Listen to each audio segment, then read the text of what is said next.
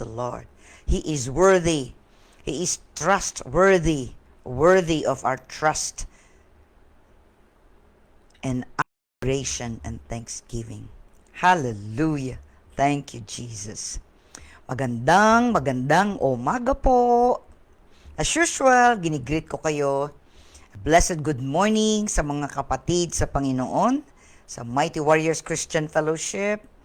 Magandang umaga sa mga kapatid sa Panginoon sa Doha, QICM, mga Reyes Dizon families, dati kong kaalsad group, nandyan din sa Doha. Good morning. At sa lahat po na i-forward ng pag-aaral na ito, o kayo bagong nakikipag-aaral sa amin, welcome po. Good morning, good morning, good morning to everyone. Ayan. Good morning, Sister Mariat Carlo, Sister Evelyn Oblea, Sister Tess UC. Magandang umaga sa inyong lahat. Tayo po'y manalangin. Nagagalak, natutuwa, Panginoon, ang araw na ito ay iyong itinakda. The steps of a righteous man are ordered by God, and He delights in His ways. Kaya nga po, kami man, nais namin na magbigay ng kapurihan at kaluwalhatian sa inyo. Samahan niyo po kami sa aming pag-aaral. Ang banal na Espiritu ang magbibigay ng karunungan, kaalaman sa bawat isa sa amin. Lalo pa kaming mapalapit sa inyo, aming Diyos Ama, sa pamamagitan ng Panginoon Kristo. Ito po ang aming samudalangin. Amen. Amen. Ayan. Good morning, Sister Jeneline Carlos UC. Ayan, magandang umaga. So, napakaganda ng topic natin kahapon bilang summary ng mga pinag-aralan natin before. Kaya, katulad halimbawa, ang paglago kay Kristo ay katulad ng paglakad. Diba, no? Paglakad sapagkat katulad ng bata, first step, diba? Second step, third step. Minsan yung unang bulusok ng bata, minsan isa-dalawang hakbang lang, uupo na siya. Pagka medyo confident na siya ng konti, mabilis-bilis na niya. Mabibilang mo na, walong hakbang, yehey! Ganun. Usually, mga 7 months or 8 to 9, hanggang pag 12 years old na, at 12 months ay tumatakbo na. Ganyan po ang aking karanasan sa akin pong mga anak, ganun din sa aking mga apo. Kaya nga sa spiritual, ganun din po. We take a step of faith every day. Kaya nga ginagabayan tayo ng Panginoon para wag tayong madapa o kaya wag tayong masaktan, mapaupo, yung ganun. So, ini-steady niya tayo, inaalalayan niya tayo. At natutuwa siya kapag tayo naglalakad, di ba? Kaya in the Spirit, we walk by faith. Ito po ay mahalaga sa atin. At syempre, pinangungunahan tayo ng banal na Espiritu. Yan ang umaalalay sa atin. Ang napaka-banal na alalay natin. Tumutulong, sumusuporta, nangunguna, He guides us, teaches us. Ang dami. Kaya nga, siya ang magbibigay ng encouragement sa atin. Sige, lakad ka lang, kaya mo yan. I'm here, sinasabi ng Panginoon sa iyo. Kasi, di ba, sinasabi naman niya, hindi ko kayo iiwan ni pababayaan pa man. So, that's very comforting sa bawat isa sa atin. That's a big encouragement. Kung yung ibang mga tao, hindi tayo matutulungan, ang Panginoon, sigurado, masasabi ko, sigurado, na tutulungan niya tayo. Sapagkat siya ang ating Diyos, ang ating tagapagligtas, at mahal na mahal niya tayo. Yeah, He wants to express His great love for us. His enduring love. His forever love. Diba? Yung pangwalang hanggan. Kaya, kapag tayo tunay na nasa hustong gulang na ng ating paglago sa spiritual, yun ay ang mga taong sumusunod. Maraming nagsimula, pero nawala sapagkat hindi sila sumusunod. Many believe. Pero ang kailangan ng Panginoon, not only will you believe, but you will also obey. Follow. Sumunod ka. Kaya nga gusto ng Panginoon, make disciples of all the nations. Kayo ay mangaral, magturo, humayo, para gawin yung alagad ko, tagasunod ko ang mga tao. Hindi lang sasampalataya, tagasunod. Importante po yon. So ngayon po, ang bago nating topic ay patungkol sa ating Panginoong Kristo. Ito na po. Kahit na tayo ay bata pa sa Panginoon o kahit na tayo ay may edad na sa Panginoon, tayo ay tagasunod na ng Panginoon, it's good to recall all these things. Kasi po, they are very important sa atin. Renew our fellowship with the Lord always. So ngayon, sisimulan po natin yan in John chapter 13, verse 13. John chapter 13, verse 13. Sundan niyo po ako sa inyong mga Biblia. John 13:13. Ito po. Tinatawag ninyo akong guro at Panginoon, at tama kayo, sapagkat ako nga. Ano po yung sitwasyon na ito? Ito yung hinuhugasan ng Panginoong Jesucristo, ang mga paa ng mga alagad, dito po sa John chapter 13. Kung mababasa po niyo yung verse 12, John chapter 13, verse 12, nang mahugasan na ni Jesus ang kanilang mga paa, siya'y nagsuot ng damit at nagbalik sa hapag. Nauunawaan ba ninyo kung ano ang ginawa ko sa inyo? Tanong niya sa kanila. So, may tinatanong ang Panginoon sa mga alagad niya, pero may sinabi rin siya. Tinatawag ninyo akong guro at Panginoon, at tama kayo, sapagkat ako nga. Sa English po, ang ganda ng pagkasabi din dito. You call me teacher and Lord, and you are speaking rightly, since that is what I am. Ayun, nakita niyo po yung word na I am? Di po ba sa lumang tipan, ang ating Diyos ay nagpakilalang ako nga. Ako si ako nga. I am who I am. Kaya dito po, makikita natin, I am. Ako nga yun. So, kailangan sana po they recognize that. The apostles, they know. Kaya nga, naging tagasunod sila ng Panginoon Kristo.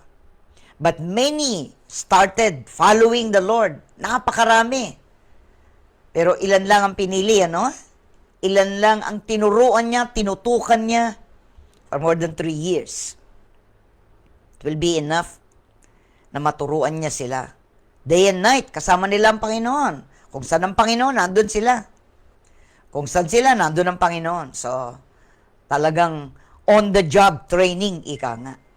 Yung talagang kasama ng Panginoon ang kanyang mga alagad. So, dito, ipinapahayag ng salita ng Diyos ang mahahalagang impormasyon na ito patungkol sa Panginoon Kristo. Sino siya? He is the teacher and Lord. Siya'y tagapagturo, sinabi na niya, di ba? He's a teacher. Sabi niya, tinatawag ninyo akong guro at Panginoon, tama kayo, sapagkat ako nga. So ngayon, ipinapakilala na sa atin ngayon ng Panginoon. Who is the Lord Jesus Christ? Who is Jesus Christ? Kasi madalas ang mga tanong lang ay, who is Jesus Christ? Pero tayong mga mananampalataya, we always say this, who is the Lord Jesus Christ? Kasi we always recognize that He is Lord. Siya ang Panginoon. He is the only one who is worthy. Karapat-dapat na sambahin sa spirito at sa katotohanan. Karapat-dapat na iangat, itaas ang kanyang pangalan. Karapat-dapat na sambahin. Walang ibang sasambahin kundi siya lang. Yeah, He is worthy. Trustworthy. Katiwa-tiwala. Wala nang ibang katiwa-tiwalang ganyan. He is worthy of our trust. Kaya nga He is trustworthy. And the Lord is always honest. Di ba? Totoo ang sinasabi ng Panginoon. Diretsahan siyang nagtuturo. Diretsahan din siyang nagre-rebuke. Ika nga. Di ba yung ang mga Saduceo, Pariseo, ang mga reliyosong tao, dire-diretso niyang pagsabihan. Kaya nasasaktan sila. Kasi naririnig ng ibang mga tao ang kanyang sinasabi at napapahiya sila. Ayaw nilang mapahiya sa harapan ng tao. Anyway, makikita natin dito, ang Panginoon Kristo, siya ay guro at Panginoon, His Lord. The word Lord, sa lumang tipan, yan po yung tinatawag nilang YHWH. That is the breath, yung hininga. That is life. Siya ang buhay. I have come that you might have life and that you might have it more abundantly. He's life. He's the one that breathes. Tayo, when we breathe, then we recognize that is the Lord who has given us life. Siya ang nagbigay ng buhay. It's the breath. Diba? Yan, napakaganda na ito'y alam na alam natin at walang pagsala, ika nga, walang pag-aalinlangan na siya nga ay siya nga. Diba? Ito pa, Acts chapter 2, verse 36. Gawa, ikadalawang kabanata, talatang 36. Acts chapter 2, verse 36. Acts chapter 2, verse 36. Ito po ang nasasaad sa Tagalog. Kaya dapat malaman ng buong Israel na itong si Jesus na ipinako ninyo sa krus, siya ang ginawa ng Diyos na Panginoon at Kristo. Sige po, tignan natin yan. Tignan ko yan sa Ingles. Ito po sa Christian Standard Bible. Sabi po, Acts chapter 2, verse 36. Therefore, let all the house of Israel know with certainty that God has made this Jesus, whom you crucified, both Lord and Messiah. Yung po kasing Messiah, the anointed, yung pinahiran. The one who is anointed, the Messiah, the one who has been given, siya yung pinapunta dito. He was anointed for the task. Kaya nga, kuminsan, ang title ng Panginoon, Jesus the Messiah. Jesus, the anointed. Yan po ang ibig sabihin nun. So, siya ang Panginoon at siya rin ang Kristo. The anointed one, the Messiah. Jesus already means Savior, tagapagligtas, and Messiah, He was the anointed Savior. Kung pabaligtarin mo yan. Kaya kung minsan sinasabi nila, Christ Jesus. Kasi nga, anointed to be our Savior. Siya yung pinadala ng Diyos Ama upang siya ang maging tagapagligtas natin. He is Lord. Siya ang Panginoon. The Lord who is in the Old Testament ay siya ring sa Bagong Tipan, the same Lord. Kaya alam niyo po sa paaralang Biblia, maganda po yung topic ng Christ of the Old Testament. Si Kristo sa Lumang Tipan. Makikita mo na siya doon, bagamat hindi halata.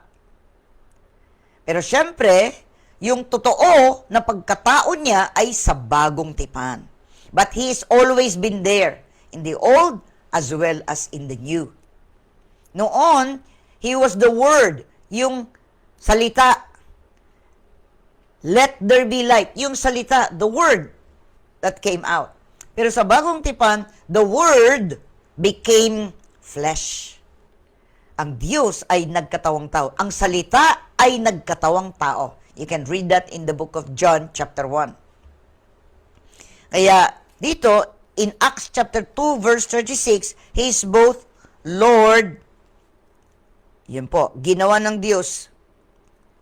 Ipinako ninyo sa krus, siya ang ginawa ng Diyos na Panginoon at Kristo. He is Lord and the Messiah.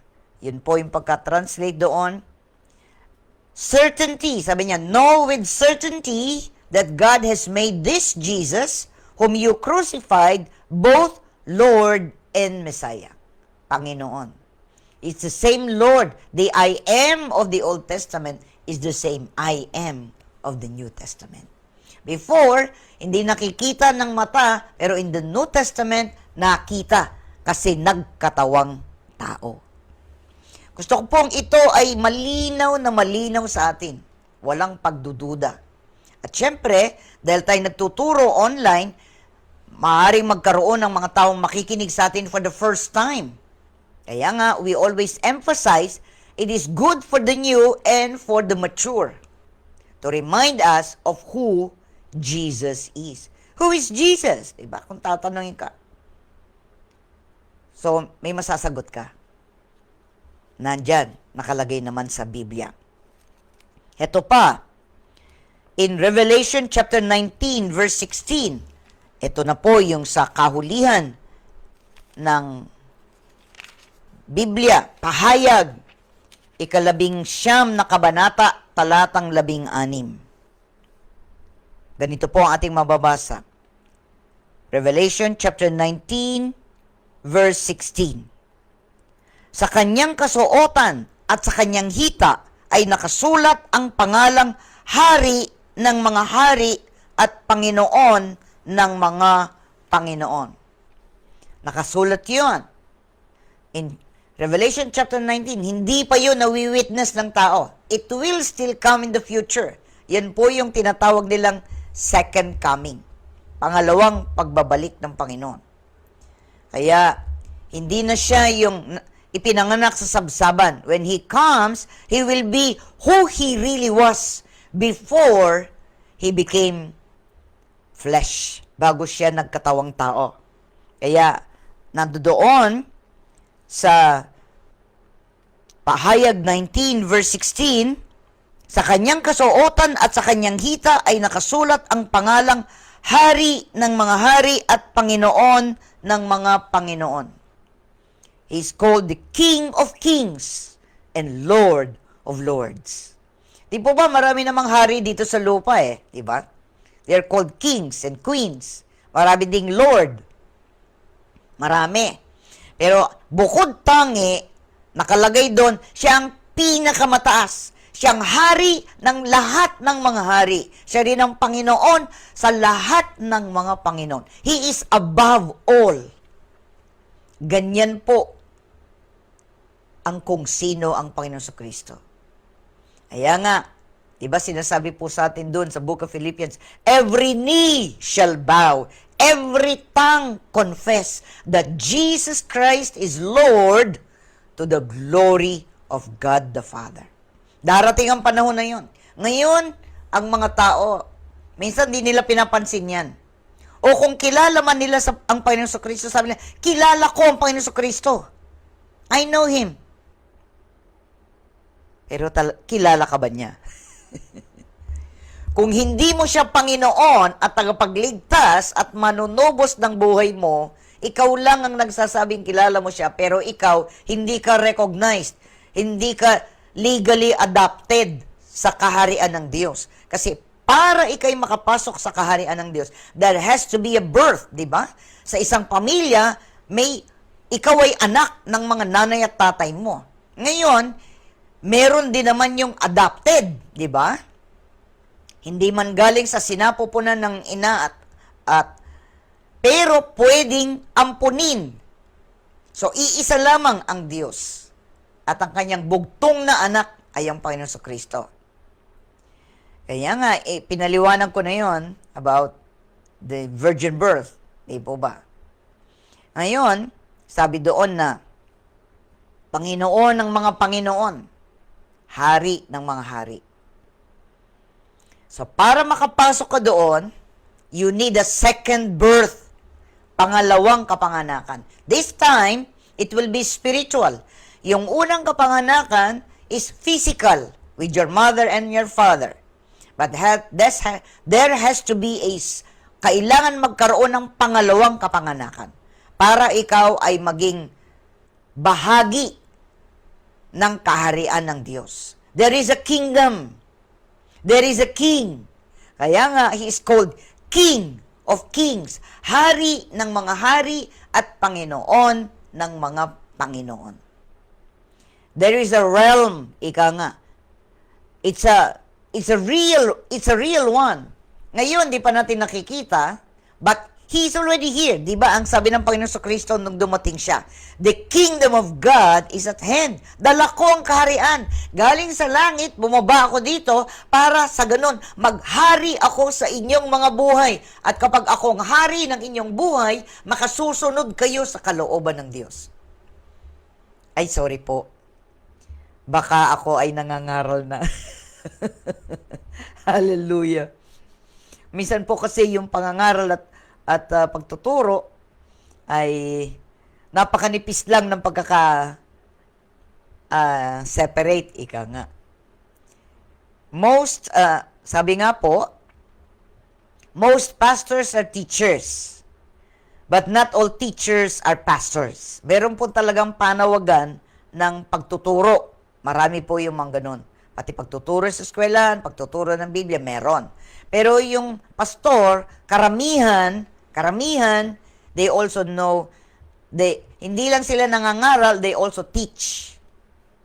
They go hand in hand. A pastor-teacher. Kaya nga ako, minsan po, napapataas na yung boses ko. Kahit ako naririto. Naalala ko nga nagising yung isang baby dahil lakas ng boses ko. Para na ako nangangaral. Kaya nga kailangan minimize ko na lang yan kasi napapataas. Nasasanay na kasi. Anyway, it's my life, di ba? Ito yung buhay ko. Ito ang panawagan ng Panginoon sa akin. So, nais kong gampanan nito ng buong kakayanan. Anyway, ang sabi dito, going back to our study, Revelation 19 verse 16, ang sabi, binasa natin kanina, Revelation 19:16, na sa kanyang kasuotan at sa kanyang hita ay nakasulat ang pangalang Hari ng mga hari at Panginoon ng mga Panginoon. If you remember, nung unang pumasok ang Panginoon sa Jerusalem, He was riding on a donkey. Because the donkey is called the beast of burden, and mapayapa ang donkey, hindi nakikipag-away yan. Hindi yan ginagamit. Ang donkey hindi ginagamit sa labanan. But when Jesus comes, nakalagay dun, no? Diba? Na sa kanyang kasuotan, nakalagay pala yung kasuotan. Pero dito rin, nakasakay sa kabayong puti. If you will read from Revelation 19 verse 11, makikita mo doon, he's already riding a horse. The first time that he had come, kaya nga, that's the first coming, he entered Jerusalem riding on a donkey. But next time that he will come riding on a horse. Nakalagay po yan. If you want to read it, let's read it together. Revelation 19 from verse 11. Pagkaraan nito'y nabuksan ng langit, at nakita ko ang isang kabayong puti. Ang sakay nito'y tinatawag na tapat at totoo, pagkat matuwid siyang humatol at makidikma. Parang nagniningning na apoy ang kanyang mga mata. Parang nagniningas na apoy ang kanyang mga mata at napuputungan siya ng maraming korona. Nakasulat sa kanyang katawan ang pangalan niya, ngunit siya ang tanging nakababatid ng kahulugan niyon. Tigmak ng dugo ang kanyang kasuotan. Salita ng Diyos ang tawag sa kanya. Sumusunod sa kanya ang mga hukbong langit na nakadamit ng malinis at puting lino at nakasakay rin sa mga kabayong puti. May lumabas na tabak sa kanyang bibig. Gagamitin niya itong panlupig sa mga bansa at pamamahalaan niya sila sa pamamagitan ng kamay na bakal at pag-aagusin mula sa pisaan ng ubas ang alak ng poot ng Diyos na makapangyarihan sa lahat. Tapos pa ito, binasa natin kanina, verse 16.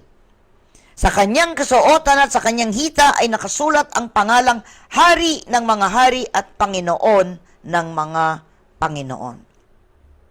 Ito pong bahaging ito hindi pa nangyayari, but it will come. If Jesus has come the first time, He will surely come the second one. Kaya nga tayo mga mananampalataya, we're getting ready. Prepare ourselves.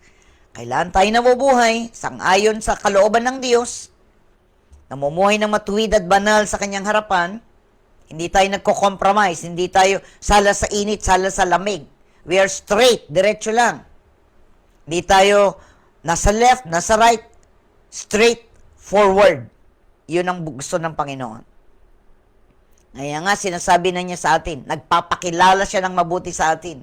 Kasi ang marami, ang pagkakakilala nila sa Panginoon ay mahina. He's weak.